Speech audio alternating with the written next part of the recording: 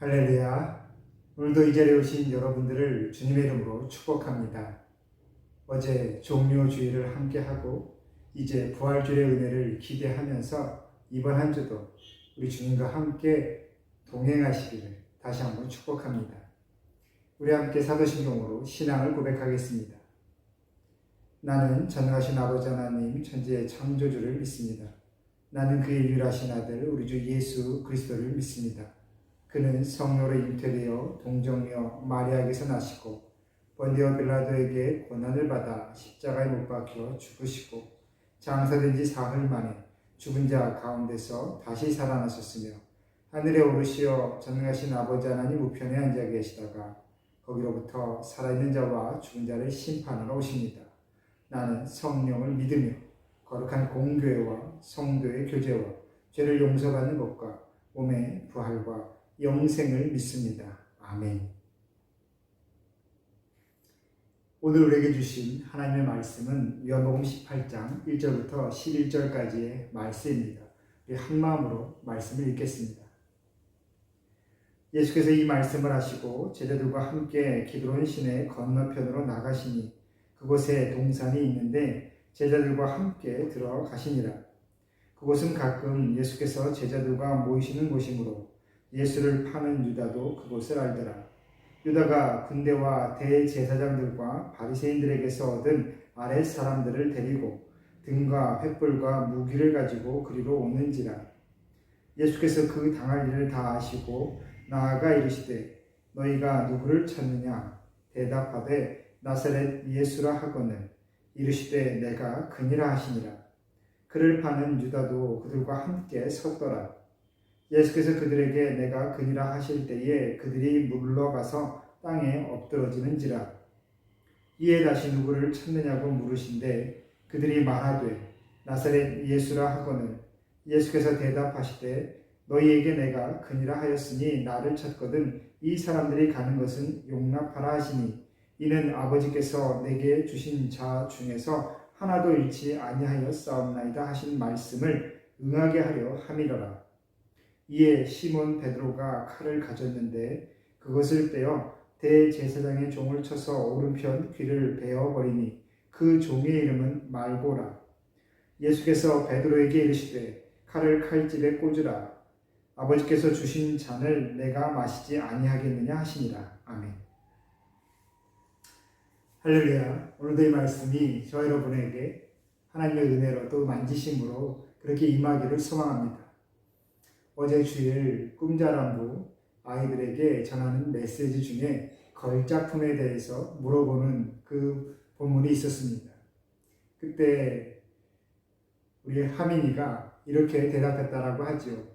걸작품이 무엇인가? 라고 물었는데 겁나 잘 만든 거요. 정말 그 이상으로 더 잘 표현한 말이 없는 것 같습니다. 걸작품, 겁나 잘 만든 것. 하나님의 걸작품이다 라는 말을 우리 아이들에게 또 우리 자신에게 그렇게 하게 됩니다. 어제 주일 메시지를 통해서도 말씀드렸지만 우리의 믿음이 가진 힘은 바로 소망에서 나오게 됩니다. 하나님의 약속을 믿는 믿음. 너는 내 것이라 내가 너와 함께하리라. 내가 너의 하나님이 되리라. 말씀하신 그 하나님의 말씀을 내가 믿음으로 삶의 모든 그 상황이 하나님께서 함께 하시는 그 현실임을 내가 믿으며 나를 어떻게 이끌어 가실까 우리는 소망을 갖게 된다라는 겁니다. 하나님께서 창조하신 이 땅, 이 세상을 살아가며 그저 태어났기에 살아가고 살다 보니 희노애락이 있고 그렇게 살다가 결국 죽어가는 그 인생사가 아니라 우리의 인생은 하나님께서 만드시고 정말 사랑스럽고 아름답다라고 기뻐하셨던 그 세상을 우리가 살아가면서 내 자신이 하나님의 형상에 따라 지음받고 하나님의 그 생기를 받아 이렇게 이 땅에 태어났는데 과연 하나님께서 나를 왜 태어나게 하셨을까? 하나님께서 정말 기쁨으로 사랑스럽게 만드신 이 세상을 이 세상에 나를 태어나게 하셔서 과연 어떠한 그림을 이루려고 하시는 것일까? 그러한 기대감이 우리의 힘이 되는 것이죠. 그래서 기독교, 우리의 믿음은 소망이 있습니다. 그 소망으로 인하여 우리는 삶의 질고를 이겨낼 수 있는 것이죠. 이 고난주간, 오늘부터 고난주간인데 우리는 부활주를 앞두고 이 고난주간을 또 묵상하며 또 다시 한번 내 삶의 자리에 새기며 그렇게 지나게 되었습니다. 예년과 틀리게 이 고난주간에 대해서 강조하지 않는 것은 코로나로 인해 위축된 저와 여러분의 삶이 너무 더 움츠러들지 않기를 바라는 마음에서 고난주간을 그렇게 강조하지 않게 되었습니다. 어떤 분들은 탄소금식이다. 하나님께서 창조하신 이 땅, 이 세상을 소비하며 살아가는 인간의 그 삶을 다시 한번 돌아보며 자원을 소비하는 그 행위를 잠시 멈추고 하나님의 이 피조물들을 아끼고 사랑하는 마음으로 고난주간을 지낸다. 사순절을 지낸다. 그렇게 결단하고 실천하는 분들도 계십니다. 한국의 많은 교회들이 탄소 금식을 이 사순절 기간에 많이 행하였지요.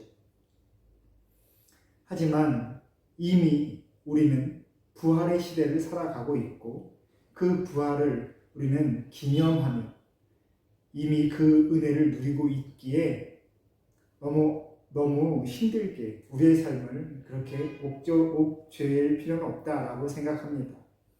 그렇다고 해서 고난주간의 의미가 가볍다라는 것은 아니고 다만 하나, 위축된 우리의 마음, 우리의 삶이 너무 무겁게 눌려지지 않기를 바라는 마음, 대신에 이 의미만큼은 이번 한 주 동안 다시 한번 묵상하며 그렇게 새기며 나아가기를 소망합니다.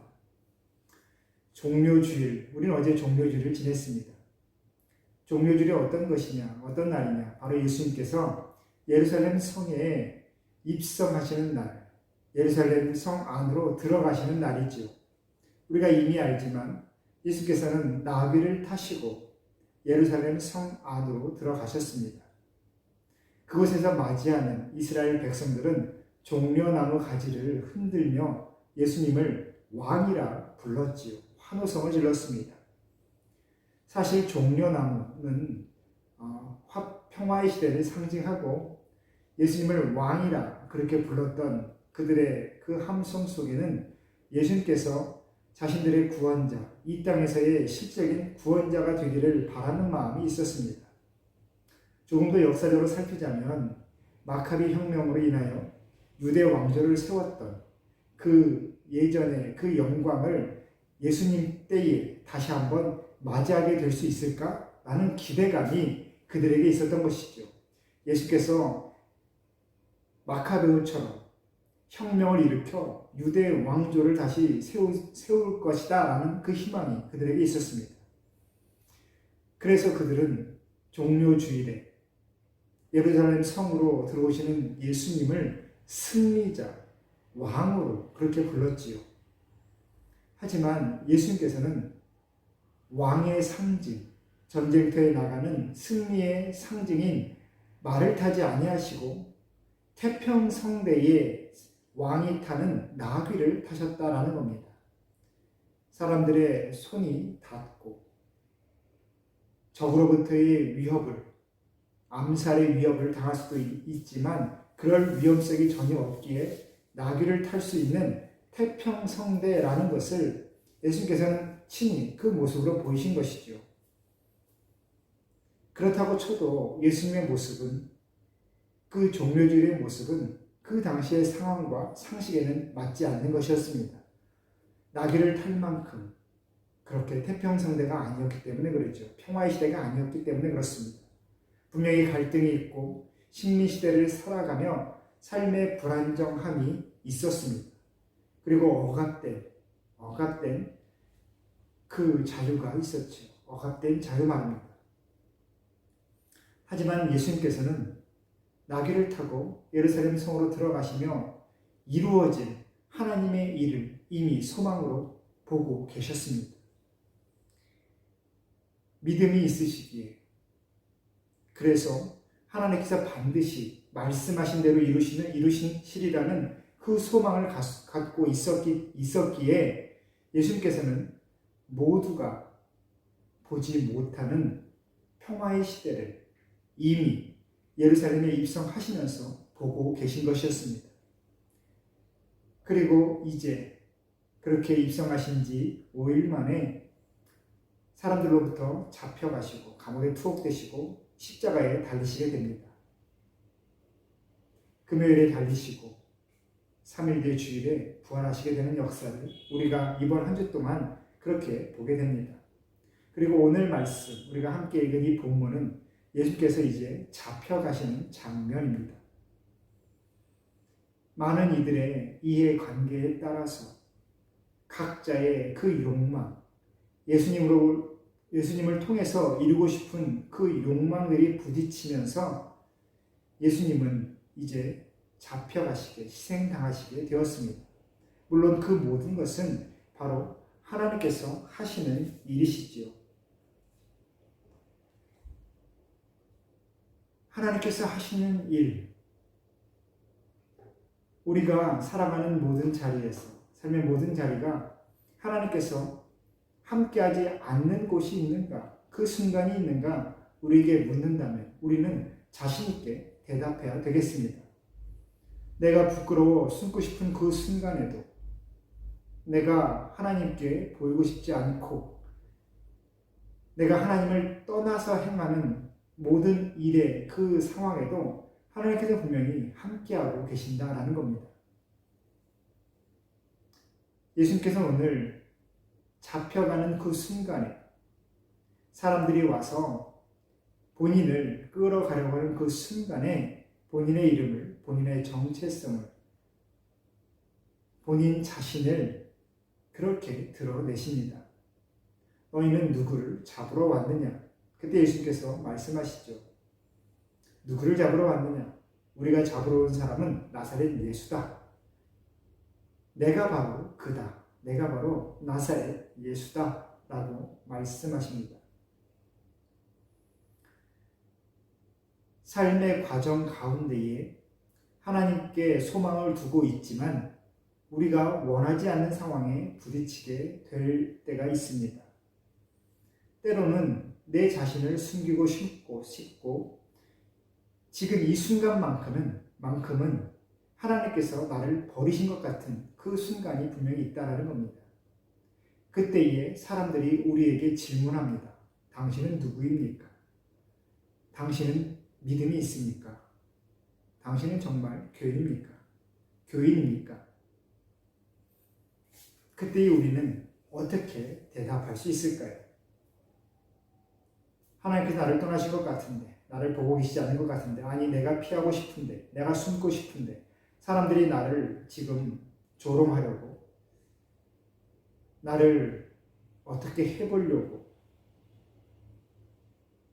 비난의 대상으로, 놀림의 대상으로 나를 삼으려 하고, 또한 내 자신이 지금 이렇게 처해 있는 상황이 하나님께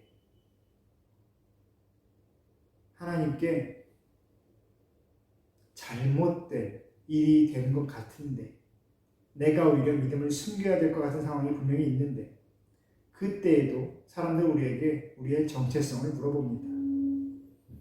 그때 우리는 어떻게 대답할 수 있을까요? 나는 하나님의 말씀을 믿는 그리스도인입니다. 나는 하나님의 약속, 너는 내 것이라, 내가 너와 함께하리라, 너는 나의 아들, 딸이다 라고 하신 그 말씀을 내가 신뢰하고 결국 내가 하나님과 함께 살게 되리라는 소망을 가진 그리스도인이다 라는 것, 그것을 우리는 어떠한 모든 자리에서 정말 선포해야 되겠습니다. 오늘 직장에서 누구와 만나든지, 어떠한 자리에서든지, 그리고 가정에서 또 여러 관계 가운데 만나는 모든 사람과의 그 자리에서 나는 하나님의 말씀을 믿는, 신뢰하는 그리스도인입니다. 나에겐 믿음이 있습니다. 그리고 하나님께서 나와 함께 하시며 결국에 내가 하나님께서 이끌어 가시는 그 삶 속에, 그 나라에 내가 있게 될 것을 나는 믿고 그것을 소망하고 있습니다. 그렇게 밝히실 수 있는 저와 여러분이 되기를 다시 한번 기도합니다. 오늘 예수님께서는 그 모든 자리에서 본인을 드러내시고 결국 그 안에서도 하나님의 말씀을 이루려고 하십니다. 9절 말씀 보시면 본인이 잡혀가시면서 또 본인과 함께하는 모든 이들을 보호하고 그리고 그 보호함이 결국 하나님께서 그들에게 약속하신 평안을 누리게 되는 일임을 예수님께서는 다시 한번 그렇게 상기시키시죠. 그래서 그 같이 있는 모든 사람들을 보호하려고 하십니다. 하나님의 약속을, 그들에게 평안을 주고자 주리라 했던 그 약속을 그들에게 이루어 주려고 하시는 것이지요. 그리고 마지막 말씀, 분노에 찬 베드로에게도 하신 말씀, 결국 아버지께서 주시는 자는 내가 어찌 거절할 수 있겠는가? 하나님께서 이끌어 가신 그 삶의 그 순간을 내 삶의 편리대로 어떻게 그렇게 정할 수 있겠는가? 그렇게 말씀하십니다. 여러분, 하나님께서 우리를 어떻게 이끌어 가시는지 제1서기에 말씀드린 것처럼 소망을 갖고 나를 왜 이 땅에 태어나게 하셔서 과연 어떠한 하나님의 그 나라의 어떠한 모습으로 나를 두고자 하시는지 기대감을 갖고 소망을 갖고 결국 그 끝까지 한번 한 걸음 한 걸음 가보는 저와 여러분이 되기를 다시 한번 소망합니다. 사랑하는 성도 여러분, 오늘도 하나님의 샬롬을 전합니다. 우리 함께 기도하겠습니다. 우리의 생명의 주인 되신 하나님 아버지, 오늘도 우리에게 하루를 살아갈 생명을 허락하여 주시고 이 시간 하나님의 손을 의지할 수 있는 그 믿음 주시니 감사합니다. 날마다 내가 살아가는 모든 곳에서 하나님과 함께하는 그 시간을 구별하고 또한 하나님을 만나는 그 자리를 구별해 낼 수 있는 우리 모두가 되게 하여 주옵소서. 삶의 분주함에 하나님을 잊어버리고 떠나 있을 때가 많이 있습니다. 그때마다 다시 한번 주의 품 안으로 불러주시는 그 은혜를 우리가 기억하게 또 바라볼 수 있게 주님 우리에게 믿음을 더하여 주옵소서. 특별히 종료주일을 보내고 고난주간 첫째 날을 시작하였습니다. 예수님께서 십자가의 길을 향해 걸어가실 때에 어떠한 마음으로 또한 어떠한 사랑의 무게로 그 길을 걸어가셨는지 이 한 주간 기도의 자리에서 내 마음에 새기는 그 은혜를 우리 모두가 누리게 하여 주옵소서. 모든 곳에서 하나님께서 주시는 가장 선하신 것을 구하며 예수님의 이름으로 기도합니다. 아멘.